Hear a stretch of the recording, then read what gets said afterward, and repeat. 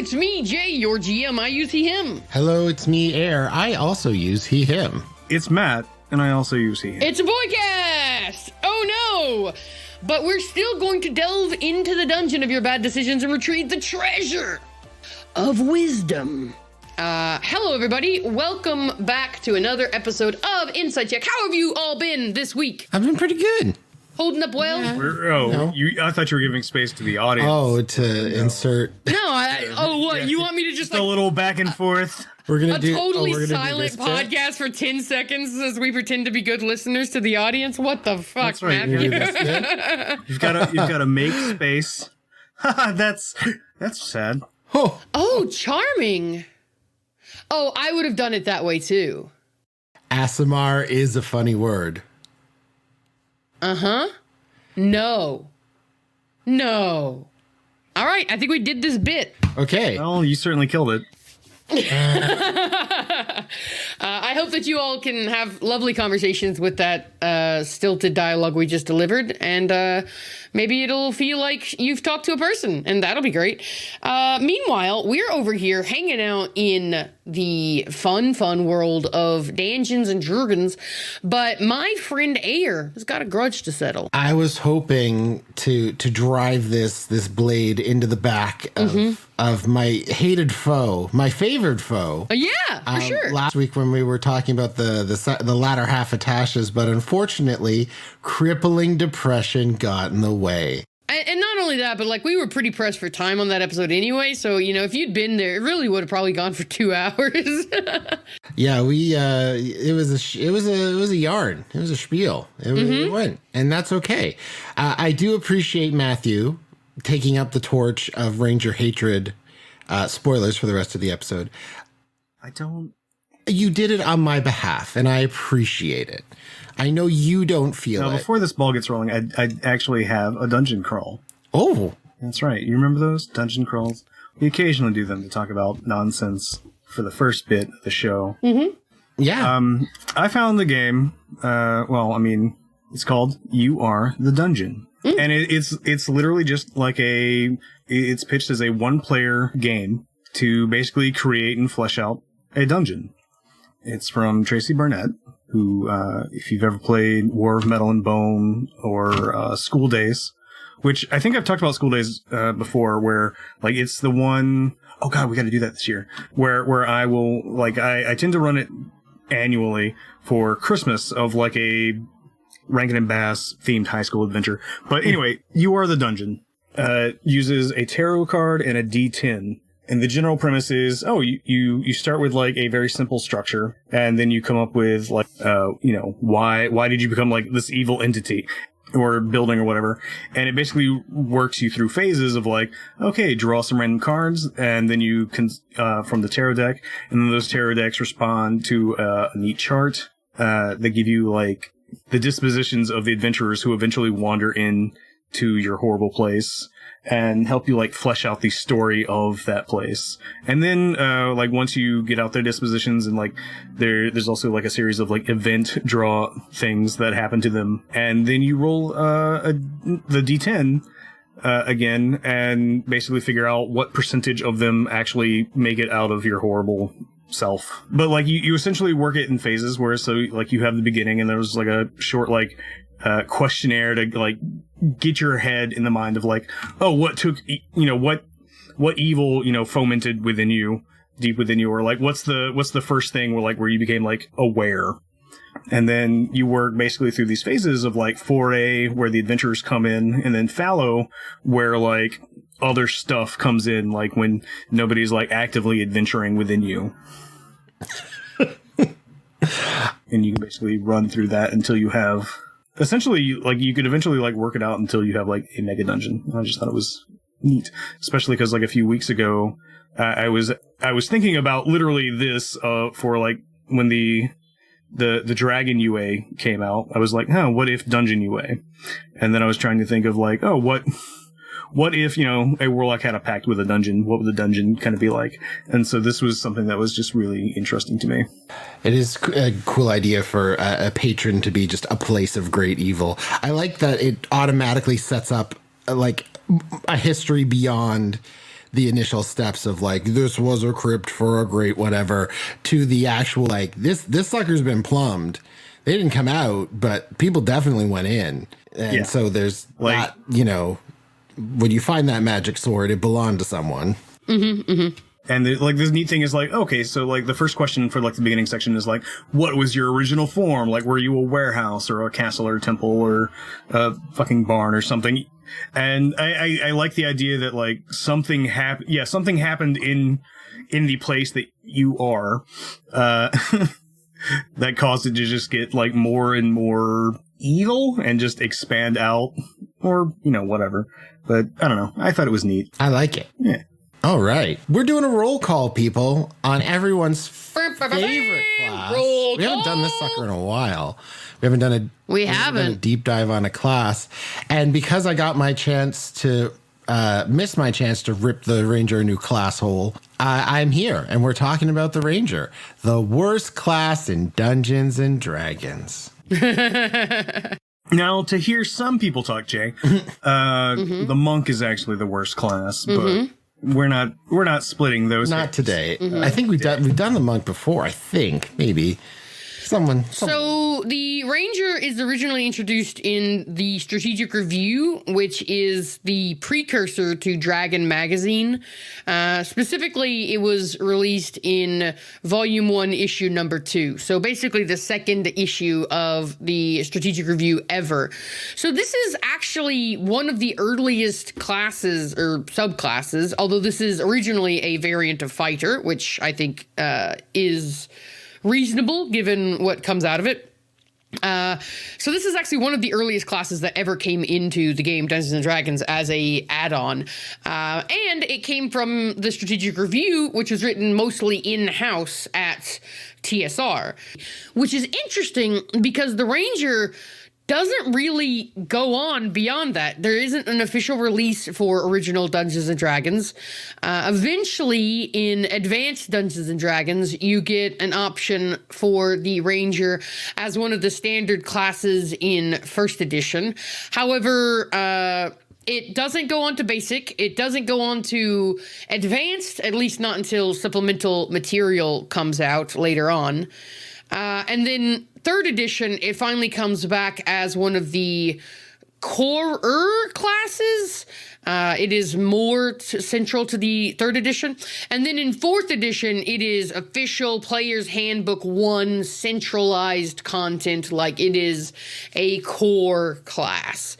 And in that edition is probably when the Ranger most thrived in the history of Dungeons & Dragons because of the action economy of Third Edition and because of the way mechanics balanced each other in that edition. Every class basically had access to spellcasting and martial power, and it was all done through the same sort of list of standard dailies and encounter powers. And so because of that, they had an easy time balancing the Ranger, which has always sort of struggled in this awkward place between a partial spellcaster, a partial melee, can't be as melee as the fighter, can't be as spellcaster as the druid, lives in that awkward place. But Fourth Edition was the perfect place for it to kind of come into its own. Skip forward to Fifth Edition. Suddenly you introduce a couple of problems. You introduce the fact that a bonus action offhand attack is not very good in Fifth Edition mechanically. So you have the sort of the idea of a Ranger sort of splits along two archetypes in D&D historically. One is the bow-wielding Legolas type character, and the other is the dual-wielding character like, oh gosh, what's his name? Drizzt. Yeah, Drizzt Do'Urden. You mean that well-known fighter? Yes. No, Drizzt Do'Urden is a Ranger, right? Yes. No. Yes. What? Oh, did I hurt your brain? Yeah, Drizzt is a Ranger. No, Drizzt is a Ranger. Like, they are literally a Ranger. No, they are literally a fighter. They are a male drow Ranger. You can... Forgotten Realms Wiki, male drow Ranger. Cool. Let me take you back to... I can't remember which Ack Inc. it was. Oh, well, this is the thing, though. Wherein? Yes. Christopher Perkins. Christopher Perkins played Drizzt. Yes. And then subsequently later, talking about it, it was like, yeah, he's always just been a fighter. He has a trinket that summons a jaguar and he uses 2 weapons, and he kind of became like iconic as this ranger, but he's not. He's a fucking fighter. Well, here's the thing. Ranger used to be a subclass of fighter, but Drizzt is officially, according to the wiki, declared a ranger, and I think that wiki, which is super official. Anyway, long story short, Rangers have been sort of split along that dual wielder archetype and that bowmaster archetype. Dual wielding doesn't work great in 5th edition, and there is another class which is a better bow warrior, which is the 4 attack fighter at higher levels, or the 3 attack fighter at level 11. And not only that, but there's also a lot of choices. This was said in a designer review spotlight, where you make a lot of choices in Ranger, but then those choices don't come up a lot. So, like, you pick a favored foe, and that may come up once or twice at low level, and then never again. You pick a favored terrain, and that might come up once or twice in a specialized encounter, and then never again. And so it can feel very unrewarding because other characters are getting low-level features that always come up, like Action Surge, right? Action Surge is going to be always exciting and useful for a fighter. Probably once every other session, they can bust out Action Surge. Can you say the same about favorite Well, let's foe? get into some questions here, because that ties directly into a question coming from our friend Scout, which is that she recently played a Ranger for the first time and enjoyed it very much. She'd avoided it for a long time because so many people say it's a subpar class in comparison to the rest. How and why did it earn that reputation?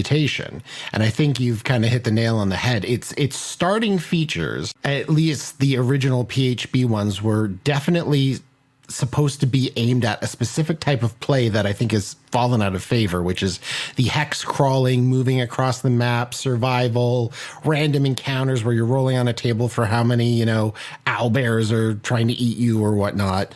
And a lot of the natural explorer feature and favorite foe were very much about moving across specific types of terrain and tracking things across those types of terrain, specifically whatever creatures you're familiar with, which in that type of campaign would be incredibly useful, but in what I think more common D&D campaigns have become has not often coming up. Most classes are getting their features, like their core combat features, within levels 1 to 3. Sneak attack, right. Action surge, which was mentioned already, smite, etc., etc. And the Rangers ones really don't have any throughput there. They're much more around the exploration pillar, which, if it doesn't see as much use, can kind of feel a little underpowered. You get your sort of core feature, which is spell casting at level 2. So Natural Explorer, I think, falls into what you're saying. Favorite enemy, I think, is actually even worse than that, because all you get for fighting your favorite enemy is advantage on wisdom survival checks to track them, as well as intelligence checks to recall information about them. Like, that's all you get on your favorite enemy. There's no combat implication at all. And the language. Yeah, they speak, language. if Now, any. language, I would argue, is extremely useful, because that allows you more options to, like, avoid combat entirely. It also allows you interesting role play options where you might overhear information that's useful to your party. A language is, I think, somewhat useful, but like survival checks to track and intelligence checks to recall information is just such an underwhelming class feature. If you even made it just like 2 damage per hit, it would feel amazing. You'd be fine. Because combat's the only thing that matters. No, but like, how often are you actually rolling to track a specific type of enemy? Like, how often in a campaign will you track a goblin? Not that often. Okay. But in our Wednesday game, we don't have anybody playing a ranger, but we do have Frosty, and they're like, we have tracked many a thing in that campaign. Yes, but how often have you tracked the same kind of thing over and over? We have tracked dwarves. You have tracked Dwargar a couple of times. Would you have known that before the campaign started, so that you could pick Dwargar? No, but that was a point I was actually about to make, of like, as far as classes go, like, nobody benefits from a session 0 more than the ranger. Right, but like, isn't even that just a bad sign of design? Yes. Like, that the DM has to go out of their way to include a type of creature and to make sure other way round. Or, I mean, at the very least, it's a conversation you should have. Right, but as a fighter, hey, I don't need to tell my DM I want to fight goblins in order to be good. I just get to be good all the time. Why do we have to make special accommodations for the ranger because the ranger's features are subpar? That is the sign of a badly designed class, in my opinion. I don't agree. I think it was the idea that, like, if I sat down for session 0 to hear about the campaign and the DM said, well, you were part of the Dragon Wardens and you're going to be moving across the Dragon Wilds to trace down various types of dragons, I'd be like, well, now I'm playing a ranger because gosh darn it. Right, yeah, that would be the situation where you feel like, okay, I know I'm going to be fighting a lot of draconic enemies, so I can pick dragons, but in most situations, in most campaigns, you're going to be like, oh yeah, my character had a big fight with a giant in their past, and I have giant as my favorite foe. And me as the DM now, I've got to do the extra legwork of figuring out, okay, where's the local giant tribe? You say extra legwork, they've given you a piece to play with. It's not extra legwork, it's more information. I'm angry at you. No, I think you're wrong. I think you're wrong. Yeah, you will work this in. It's who you are. Yeah, absolutely. I absolutely do work in characters' backstories and things like that. But I think that it is but just because I'm that kind of DM, that doesn't mean that every DM is that kind of DM. And building your class around having that kind of DM who will accommodate you is, again, I don't think that's good design. A fighter's action surge is always, every single campaign, no matter who you're playing with, it's always going to be useful, at least here and there. Like, at least every 2 or 3 sessions. Anytime you're in a combat, certainly. So I certainly believe that, like, a fighter's action surge is always going to come up. In the same way, I think that a warlock's invocations will almost always come up. If you have Mask of Many Faces, like water breathing. Situations. Yes, absolutely, Jay. Like if you pick Mask of Many Faces, you can change your disguise all the time, and that's going to come up. I don't think a ranger's favorite enemy. Yes, is going to come up a lot. At least the PHB version. That's what they tried to fix with Tasha's. Is they tried to be, okay, let's create some versions that actually have some throughput in the other pillars of the game, in combat, in skill checks while people are exploring, things like that. So I would say the natural explorer changes are pretty good. Which is now the deft explorer in Tasha's, which replaces your natural explorer. Yes, and it gives you a broad kind of sampling of different abilities as you level up. I think it caps out at 10, but it gives you increased movement speed. Eventually, it gives you the ability to give yourself some temporary HP and ward off exhaustion on a short rest, at least one level thereof. Things like that, pretty good. Favored foe, they tried to make it much like the subclass abilities where it's just a way to get an extra die's worth of damage once on your turn, except they just hamstrung it with a bunch of different things, most notably concentration.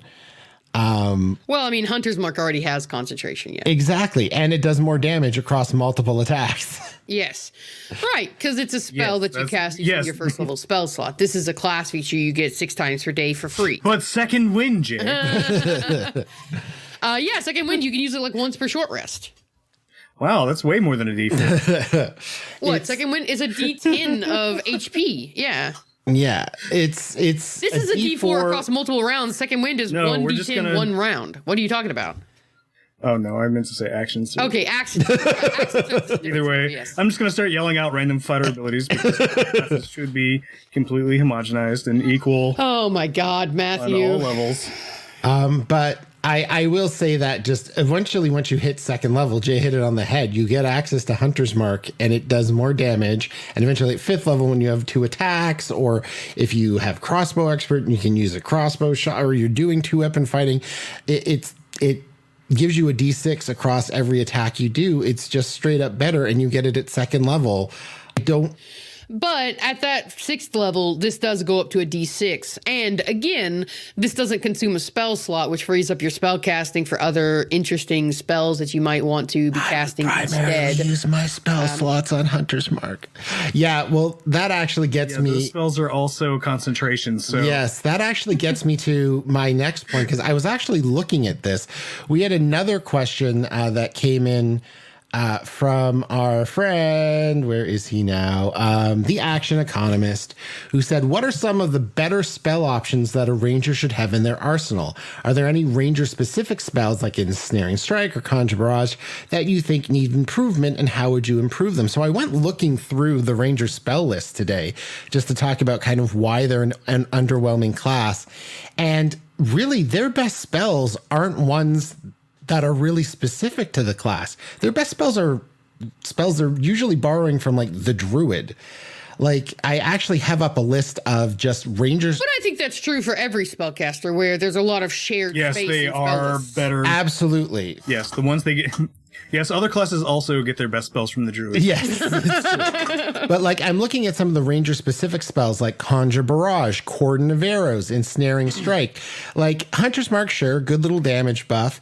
But like, I was looking at things like Conjure Barrage is a 3rd level spell, 60-foot cone, which is okay. It does 3d8 damage. 60-foot cone is very good. That's a lot of 60-foot cone on the map. is very good, but Cool. 3d8 is not. 3d8 is not great. good. That's their 1st level spells that do that much damage. Now, they have been helped a little by additional spell list. Specifically, I think Searing Smite is a great option for any ranger to pick up. But again, I'd like to point out that it is a 3rd level spell, but for a ranger, that is 9th level. Yes, that's the other big problem is they're getting a 3rd level spell like halfway through their adventuring career.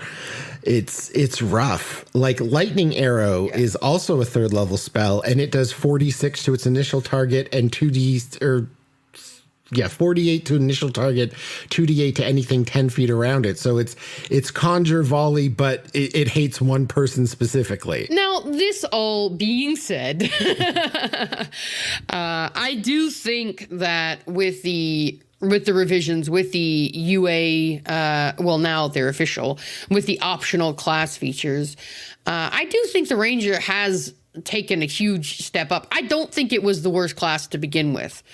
And now I think even less so it has any sort of place being argued in that space. First of all, you're getting expertise at first level. Always now. useful. Yep.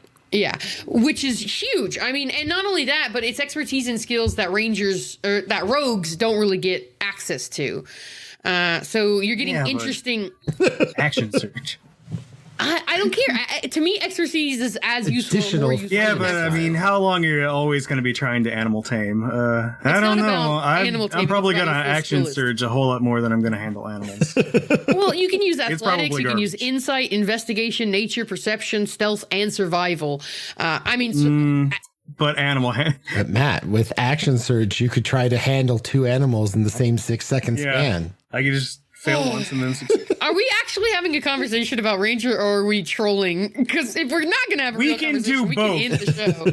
Absolutely not. We can do both. Well, my fucking here, let God. me get back here. So yeah, their spells, like eventually when they hit like 5th level, which is spells, which is 17th level for them, they have some abilities that are kind of in the ballpark. But I would definitely say a lot of their options for like AoE could use a buff. Like Hail of Thorns is a D10 around a creatures 5 feet away from your target, which isn't often a lot of creatures. Your DM is going to try to run their monsters, I hope, smart and spread them out so that one fireball, or I guess Hail of Thorn shot, doesn't nuke them all. So I really do think that the Ranger could use a lot more love in their specific spells, but fortunately they get amazing things from the Druid spell list that definitely help them out. Conjure animals, I think summon beasts. I think the Ranger spell list is pretty solid all in all.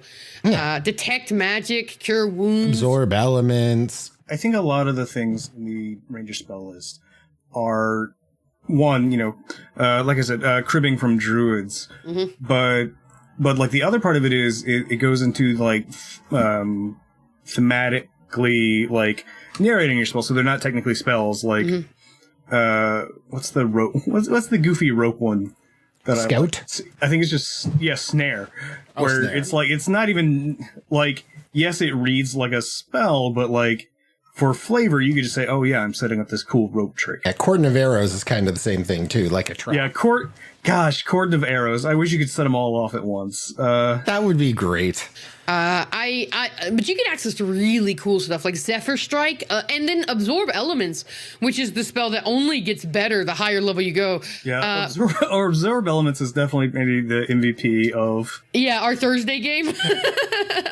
God, I would not be surprised if it's not the MVP of a lot of games lately. Yeah, it just a lot of people not everybody gets a shield, but a lot of folks get Absorb Elements, and it just halves damage for an entire round of a specific elemental type.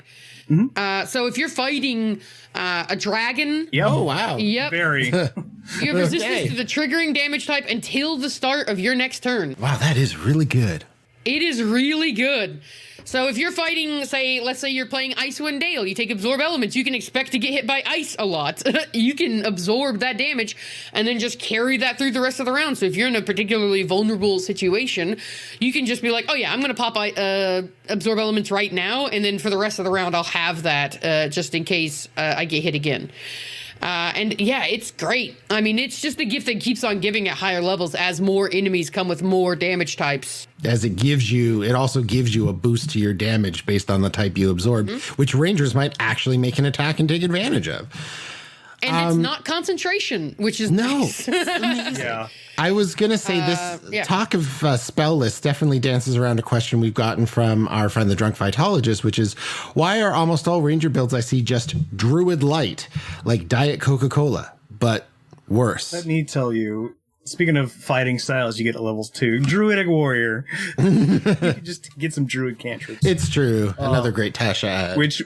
Which could let you be like a cool shillelagh spamming ranger, which I do not hate that. You could be a full whiz ranger if you wanted to.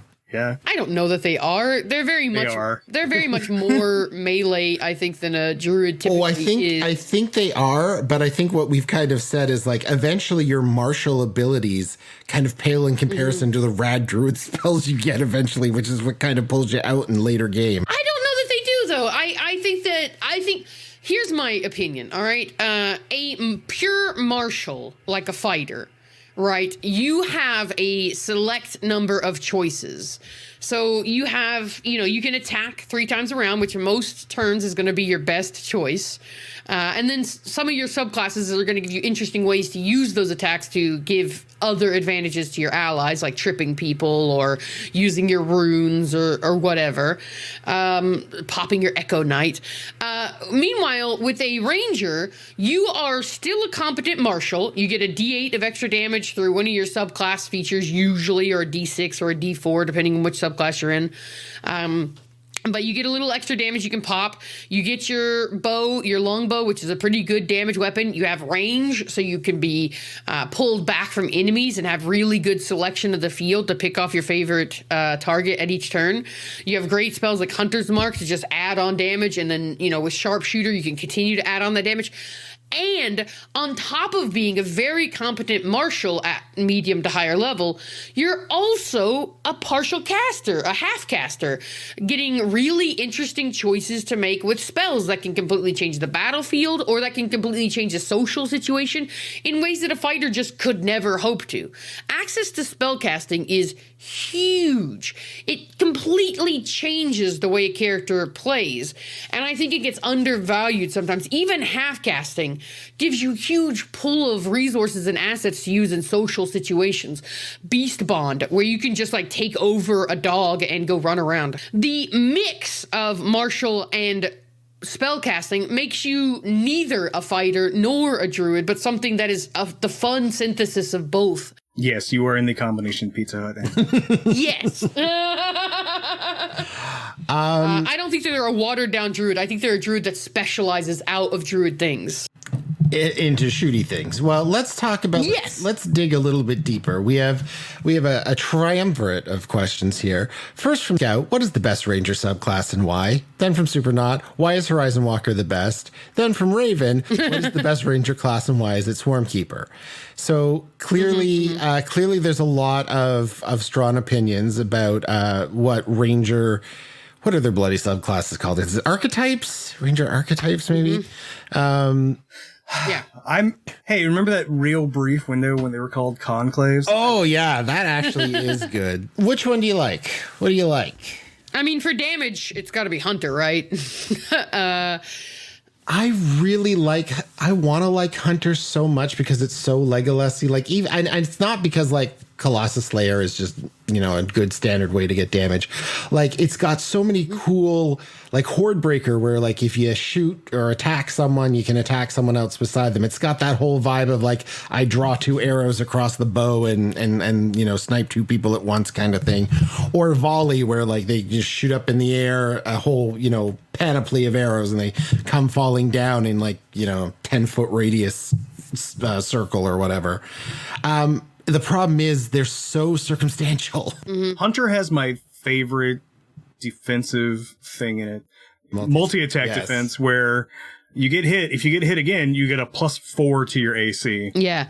You are a character who takes 1 hit per round. That's it. Like, after that, you get your guard up. You're not a person who sits there and tanks 5 hits. As long as you're up against one big bad or a small number of creatures. Yeah, absolutely. Now, I actually need to revise my statement, because I may have a new favorite in Swarmkeeper, because not only do they get the D6 of piercing damage that they can add without any action economy cost, just a free D6 of piercing damage, and they don't need the target to have already been injured to qualify it, but they can also swap that out for the ability to either move a target 15 feet, or you can move 5 feet. Which means that you get a lot of Warlord-like battlefield control options about positioning enemies and yourself where you want them to be, which I always love. That shit is, that is custom signed for J8. That is like, oh yeah, features that give me control over positioning. I want all of them. Horizontally is weird. Mm-hmm. Yeah. What define horizontal to me? Like, because their facing rules are optional. Ergo, what is horizontal? Perpendicular to the ranger. So yeah, I may actually argue with Swarmkeeper, and I also like the idea of the Swarmkeeper because it doesn't limit you in what your swarm is. So you can have a lot of fun with picking what kind of creature you keep swarms of. Is it rats? Is it bees? Is it butterflies? Is it dragonflies? Is it your pig pen with a crossbow? Sack of rats. Sack of rats. They're my children. These are my babies. Yes. Take them. Nibbles 1, Nibbles 2. So I will say this about the Ranger subclasses. So, remember when I was complaining about the early levels of Artificer where level 3 kicks on and turns on the flavor of the class? The Ranger is very much the same in this, where who you are is definitely defined by your subclass. And I think that has become more of a thing the longer the game has gone, where like the early subclasses, Beastmaster, Hunter, and are those the only 2 that were in the PHP? Yep. Yeah, so the Beastmaster and the Hunter, I feel like, don't bring a ton of flavor to the table. But then I think later on, when you get really weird stuff like Horizon Walker, which is all about teleporting, and Gloomstalker, which is all about these shadows and being in the Underdark, I think that they've gotten more and more flavorful as time's gone on. And of course, the additional spells known lists don't hurt either. Yeah. I do really like the Hunter. I'm big fan of the Hunter just because it has that Legolas-y kind of flavor. Really feels like a cool archer. I just wish they get a chance to use those features more often. Mm-hmm. But I really like the Fey Wanderer that's coming out of Ashes, where it's a ranger that has come up, perhaps serving the Seelie or Unseelie court and gone out to, take care of trouble in the Feywild somewhere. And one thing you would love, no concentration summon Fey. Yeah. So sick. Cool. At 3rd level. Who cares? It's still a good Should have made ability. it 4th. At that high level, should have made it at least 4th level. Oh my god. Yeah. It's a no concentration spell. It is a free extra ally on the battlefield. It is but it's no action surge, I'll tell you. No, I'm going to edit out every time you said that. Don't. It's coward. No, so for my money, one of my favorite is actually the Monster Slayer. Just because it's very... the Van Helsing it. Van Helsing. I almost said Van Richten because I've been playing Strahd. But yeah. But it's very Van Helsing. It's, again, flavor. Mm-hmm. And the Yeah. bonus spells, very delightful. They've done some good work on the Ranger since it came out, and I think that the original Ranger past level 5 was probably fine. Once you got access to spellcasting and your Still subclass, fine. Like, I think that- it's always fine. I think that now it's great. I think now it's really good. Yeah, it's the features that they had didn't always come into play in every game, so they had a lot of like just vestigial stuff. Yeah, exactly. And I think that like with your class, you want your core class feature to feel impactful to the group. Beastmaster, you precious dunce. One day you're gonna make your way to that corner, big guy. Just keep one-winged slapping those erasers together. I think with the new Beast Spirits, you've got a pretty good subclass. Oh no, Yeah. it's very good. It and the Drake Warden that in the UA are very good. This standardized stat block for your special buddy, I think is very good. I think it's come a long way from a lot of the confusion and I've got this wolf and well, I've got a dead wolf. Yep. Yeah, and at least now it takes the dodge action on its turn. Yeah, Whereas or before it was just like, stood well, I there. could shoot an arrow, or I guess you could bite. I could tell you to bite something. Takes my whole like, how well trained are you that it takes my whole action to tell you to bite someone? It's come a long way, baby. So I'm running a game on Mondays, and I've got a player who's playing Drake Warden, and Oh wow, it's beastly. They glad. do so much of the damage, and I love seeing it. It's nice to see the Ranger thrive in 2020, you know? it's been so long. Somebody's 7 gotta. years. But still, Monk could use some help. You know, hey, Wizards, if you're looking for the next one to start working on, hey, Monk could use some help. Have we got any other questions? Are we... we do. We got one last one to tie it off here. Coming from our friend, the Final Pam, asking the question, given the fact that Ranger hasn't really benefits from ranged combat, what way would you go about making a decent melee Ranger? And this ties back to something that already mentioned, because he asked a question, Supernaut did in one of my one-shots. He created a Centaur Ranger that just used Zephyr Strike to basically make a charge build. So just constantly ran by and slashed. Zephyr Strike, if you keep concentrating on it, doesn't let you enemies make attacks of opportunity. You're always disengaged. So just ran past, attacked with like a great sword or something like that. That worked really, really well. So yeah. Zephyr Strike is a definite awesome ability if you want to go melee. What's that cool 5th level one where you like teleport around slashing everything? Steal and Strike. Steal and Strike, yeah, that would be a pick for sure. It's very like ninjutsu moves. Yeah, it's very, oh my god, in a blink of an eye. Yeah. I think there's also, as we recently mentioned, shillelagh options now where you get a D8 or D10 if you hold it with both hands. Or is it a D8? It's a D8, but you can hold it with one hand. It's a D8 with one hand because of shillelagh, right? Yes. I forgot. Shillelagh just changes your damage to a D8.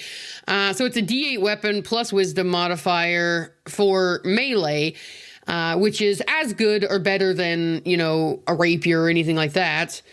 And then you have access to your hunter or your swarm keeper bonus damage, which is a D6 or a D8 as well. And then you tap on hunter's mark, which creates another D6 or D8, or you use your favored foe ability to get a D4, and then eventually a D6, and then eventually a D8 per round. And so you get all these little abilities that just tap on extra damage until eventually you arrive at something that is not insignificant, especially when combined with spell casting like Zephyr Strike, like Steel Wind Strike. Guardian of Nature, also a good spell. Yes, is very cool.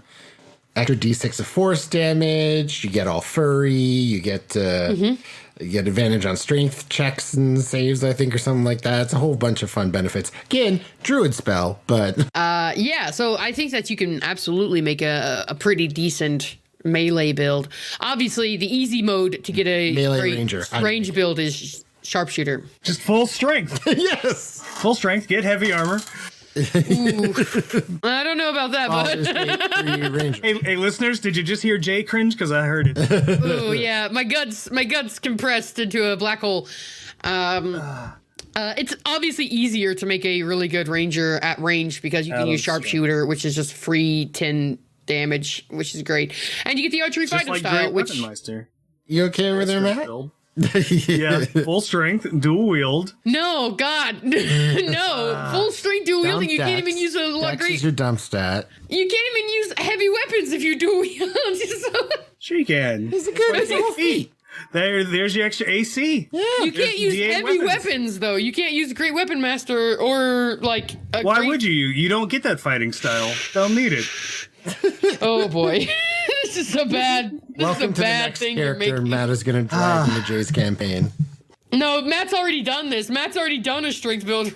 No. My strength build ranger in your game, and this was, like 2 years ago? Oh, yeah, way before all the good shit came out for ranger. There was a feat that let your spear be a D8, I think, if you used it with one hand or something. And I had a, like, essentially just a shield and spear Beastmaster dwarf. And he was great, didn't die, made it out of the tomb. So I don't know what to tell you. All I do is win. And he definitely contributed so much to that party. So anyway... Not dying is the best any of us can do. Harry, you want to take us out? Yeah, sure. Hey, thanks for listening to Insight Check. We want to thank a few people. If you've ever heard the show before, I bet you can guess who they are. We're going to thank Burnham at BERN. This is more audience participation. Yeah. You fill in the follow. How many M's at the end of Burn's handle? You tell us, listener. At BERN. That's right. 3 M's. 3 M's. Great work. Gold star, champ. They created our social media branding, our cute little cartoon faces, and they're really cool artists and human. You should check them out on Twitter. Also, Vince Swept, who created our intro and outro music, Never Stand Alone. You can check them out on Bandcamp and anywhere music is streamed. Vince Swept, you're solid. You're great. One day I hope to give you a firm but not overbearing handshake. And yeah, we want to thank you for listening again for reasons that will one day be apparent to us. Thank you for your sympathy. Oh my God. Air, bail out. Answering your cues from our collective A's, this was Insight Check.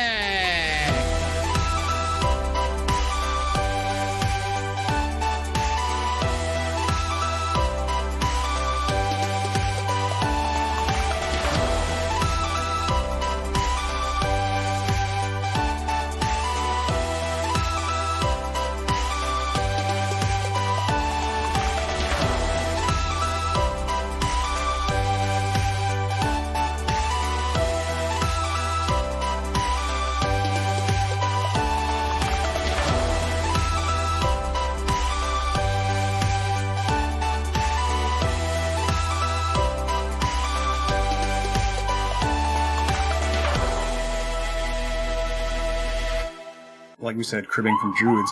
Oh, whoop, whoop. Whoop, whoop. Sound of the police.